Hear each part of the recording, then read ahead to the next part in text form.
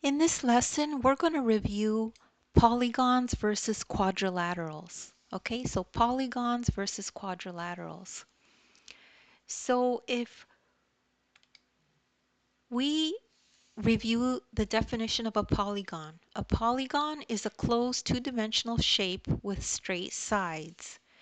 And here are a bunch of polygons. Here's a triangle. It has three sides, three angles, and the interior angles add to 180 degrees. Here's a pentagon. Five sides, five vertices, and that means five angles, and the interior angles add to 540 degrees. Here's a hexagon. This has six sides, six vertices, so six angles, and the interior angles add to 720 degrees. So now let's take a look at quadrilaterals. A quadrilateral is a polygon with exactly four sides and four angles. And here are examples of quadrilaterals. A square has four sides, four angles, and the interior angles add to 360. A rectangle has the same properties, four sides, four angles, and the interiors add to 360. Rhombus has the same. Parallelogram also has the same. Trapezoid also has the same. Four sides, four angles. Interior angles add to 360.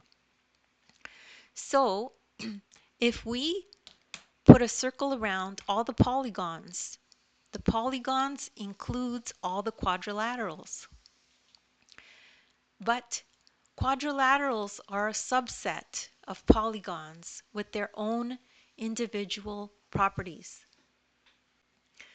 So the distinction, while all quadrilaterals are polygons, not all polygons are quadrilaterals because not all polygons have four sides.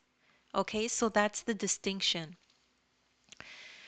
And one more thing important that I should review with you is that a circle is not a polygon.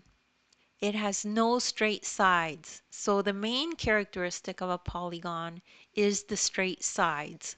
All of these have straight sides. This does not. Okay, so and that's the end of the lesson. And don't worry if you don't understand that right away. You could just rewatch the video. There's nothing wrong with repetition.